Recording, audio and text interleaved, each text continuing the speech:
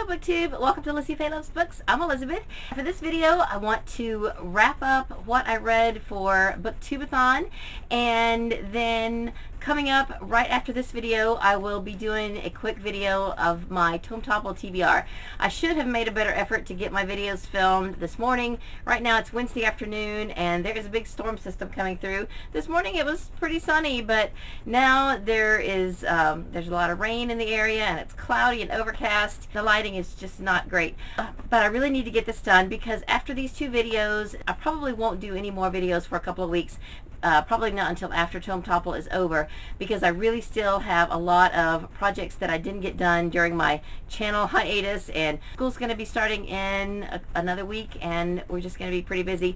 But I did want to go ahead and tell you quickly what I read for Booktubeathon. Then later on, probably at the end of August, I will do just a whole summer wrap-up and I'll tell you everything that I read over the summer and about my library challenge. And I did just post a little book haul, but I will have some more book hauls and things like that. So I'm not going to try to do all that right now. So if you followed any of my Booktubeathon videos, I did little updates at the end of every challenge, and I had 7 books that I was reading for the challenges. One of those I actually switched out because I did not quite get it finished before the end of Booktubeathon, but I did finish a different book. So I did finish 7 books plus a couple of children's books during the Booktubeathon time frame, and overall for July I finished 30 books, and that didn't even count another book that I was mostly done with, and I finished it up before 8 o'clock the next morning. So I had a really great reading month for July, but like I said, I'll tell you more about that later on at the end of the summer. So these were the 7 books that I had planned to read for Booktubeathon. I did finish all of these, but I didn't get Life-Changing Magic by Marie Kondo finished until the next day. I was listening to it on audio. I had started out to read it or listen to it completely outside, but I ended up having another book that I read completely outside, so I didn't need it for that challenge. It was going to be my 7th book, and I just couldn't get it done and get my videos all done and everything like that. I'll tell you in a minute what I ended up substituting. But the other books that I finished during the week were Caribbean Cruising by Rachel Hawthorne. I'm not going to go into a lot about these books because I did kind of talk about each one as I finished it. This was labeled a YA romance, but I'd consider it really kind of more of a new adult. It's about college students on a cruise, and there were parts I liked and parts I didn't. So it was a fun read because I used to work on a cruise ship, and I would say that it was pretty realistic. My biggest book was The Husband's Secret by Lianne Moriarty, and again, I enjoyed the book. Of course, I don't condone all the behaviors in the book. I thought it was well written, and I enjoyed the mystery of it, and I'm glad I read it. I had listened to the audiobook of At the Mountains of Madness by H.P. Lovecraft a few days before Booktubeathon for our library challenge. And by the way, all of these books are meeting challenges on my summer library challenge that I will do a video about later. It goes through August 31st, and it's basically travel based. So because At the Mountains of Madness is about an expedition to Antarctica, that met that challenge on my summer library challenge. But I noticed that our library had this graphic novel, and since I didn't get a lot out of the audiobook, I thought maybe I would get a little bit more out of the graphic novel, and I did. The visualization of the expedition and everything that went on was much better for me. I got a lot more out of the graphic novel and enjoyed it much more than the audiobook. And this is illustrated by I.N.J. Culbard. This met the challenge to read a book all in one day. In fact, this was the second book I read in one day, because earlier in that same day I listened to The Time Machine by H.G. Wells, and I enjoyed this. I wish it had been longer, but it perfectly fit for a readathon book. The last print book I read was Julie by Jean Craighead George. This is the sequel to Julie of the Wolves. There is one more book in the series that I hope to pick up pretty soon. This is about a young Eskimo girl who in the first book had to survive on her own in the icy tundra. In this book, she has found her father and his new wife, and it is her story about her and her family adjusting to the new ways that they're learning from the white man, and also trying to keep some of their traditional Eskimo culture intact. And just a really good, interesting story about Eskimo culture and how they live their lives, and I thought it was really good. And then I listened to book 10 in the #1 Ladies Detective Agency series called Tea Time for the Traditionally Built. And there was nothing earth-shattering about this book, but it was really fun. I really enjoyed this series. There's nothing exciting really about any of these books. They're just really relaxing. They're slow. They're full of nuggets of wisdom and just really good. And I'm so glad that I found this series, because when I first saw it maybe 3 or 4 years ago, I didn't think it was anything that I would really enjoy, but I have loved it. So I mentioned that I had to substitute a book. Well, before, during, and right after Booktubeathon, I listened to the complete Neverland series by Dave Barry and Ridley Pearson. This is kind of a companion series to the Peter and the Starcatcher series. It's shorter books for younger children that are set in the same world. These books all take place in Neverland when Peter Pan is away having other adventures with the Darlings and the Astors, and so on the island are the mollusks and the pirates and the lost boys, and they have all sorts of adventures while they're there. Right before Booktubeathon, I listened to Escape from the Carnivale, and during Booktubeathon, I listened to The Cave of the Dark Wind. So this became my 7th book. And then the next day after Booktubeathon, still in July 31st, I listened to Blood Tide. And earlier in July, I finished book 5 in the Peter and the Starcatcher series. So now I have completed both of the series in the Neverland world. And those were on my list of series to finish for this year, so I can check those off my list.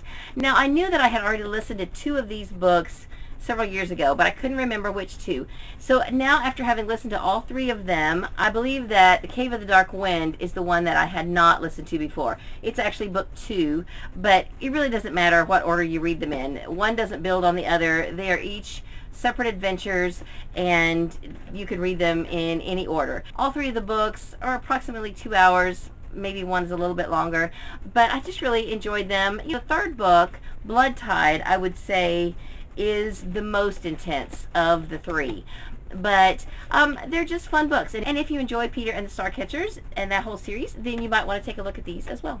I did also read 2 children's picture books during Booktubeathon. I read these to my daughter Emily. Now, I had mentioned that I was going to read the story about Ping, which is by Marjorie, Flack, and Kurt Weiss. I picked this up because one of my subscribers, her channel name is Two Boys Scrappin', she told me that this was one of her very early reading experiences, and when she learned that I was going to read it during Booktubeathon, she mentioned that July 30th was her birthday, so I read it on July 30th in order to wish her a happy birthday. This was really a cute little book about a little duck who learns a good life lesson, and he tries to avoid punishment for something and ends up in worse shape than if he had just taken the punishment. So it's really a good life lesson and a lesson about consequences, and I thought it was great. Now, the next one I wasn't even going to count on Goodreads, but I think I'm going to put it on there because my goal was to finish 30 books in July, and I still had one book that I was reading on my Kindle that I didn't finish until 8 a.m. the next day. Well, I had read this with my daughter Emily about halfway into Booktubeathon. I was sitting in her room and she was trying to go to sleep, and I picked this off her shelf and I started reading this to her, and I realized that I don't think I've ever actually read this book to her. And I've had this for a few years. I got it because it's called Emeline at the Circus. It's by Marjorie Priceman, and her name is actually Emeline, and the Emeline in this book is spelled exactly the same way that we spell her name.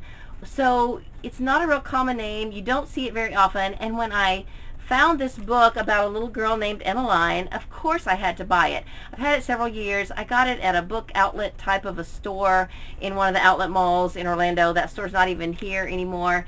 But I am so glad that I finally read it. It's actually really cute.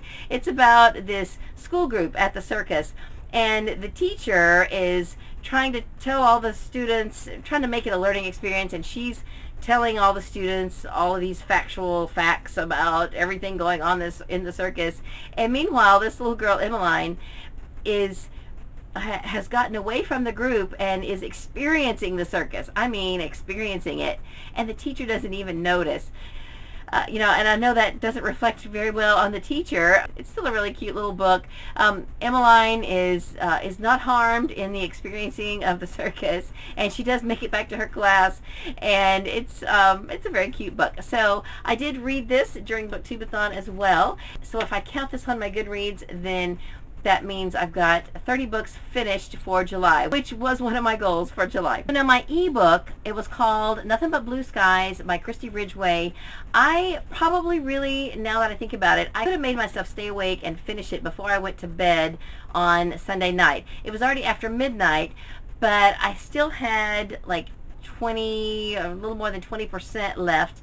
I tried kind of skimming through it, but I was just so sleepy, and I finally just gave up and went to bed. Well, I got up the next day, and I was able to finish it pretty quickly. I realized that like the last 12% of the ebook was actually an excerpt of another book by the same author. So I really didn't even have that much left to read, but oh well. I got it done now. I read it for the Novel Expectations book club that is hosted by Sarah from Novel Expectations. It wasn't that great of a book. She just put out her review of it, and she didn't really like it at all. She gave it 2 stars. But I'm glad I read it. I haven't really been reading a lot of romance lately, so it was kind of fun to get back into that genre. But it did have a lot of stuff in it that I didn't care for, and it wasn't even just because there was sex in it. It was just some of the characters, there was a couple of the characters that were not really that likable, and so it kind of made it hard to root for them. But the premise was great, and I think it's going to work for one of my library challenges too. So it was a good thing that I went ahead and read it, and I had fun talking about it and chatting about it on her Goodreads group. That would have been my 30th book, but now it's my first book for August. So before I sign off, let me tell you about what I'm reading in between Booktubeathon and Tome Topple. I had said originally that I planned to read The Kitchen House, but because Tome Topple is coming up right away, I decided to bump that one until after Tome Topple is over. I need to read it before the end of August for my library challenge, but I decided to go ahead and go with A Light by Scott Sigler because I want to read the last book in the trilogy for Tome Topple. It's over 500 pages, but this one isn't. So I needed to get this one read before Tome Topple, and I'm almost halfway done with it. I divided it into 3 sections. I read a third of it yesterday, and I'm trying to read another third today and finish it tomorrow so that I can start Alone by the first day of Tome Topple. And then on audio, I've started 2 books. The main one I wanted to get done before Tome Topple is The Lost City of Z by David Grann. I have this on CD in my car. It is about 10 hours, and I don't know if I'm going to be in my car that much between now and then, so I may end up having to bring it inside and listen to it while I'm sorting or doing some paperwork or organizing or whatever.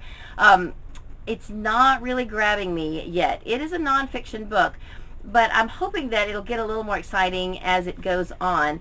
Right now, the beginning part is kind of just a lot of backstory about the people who are involved in the expedition. So it's a little slow, and I'm having my doubts about whether I'm going to get it done in time or not, but we'll see. And then because this is on CD, and I have to be, either in my kitchen or in the car to listen to this comfortably, I went ahead and borrowed a book on Hoopla that I can carry around on my phone for the times when I can't listen to the other book.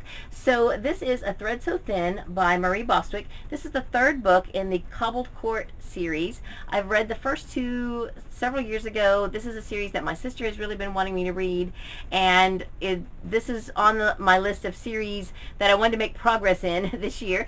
So it's not really long. In print, it's only about 300 pages, and if I speed it up a little bit, I can probably get this finished before Tome Topple, and if I don't, it's not a big deal.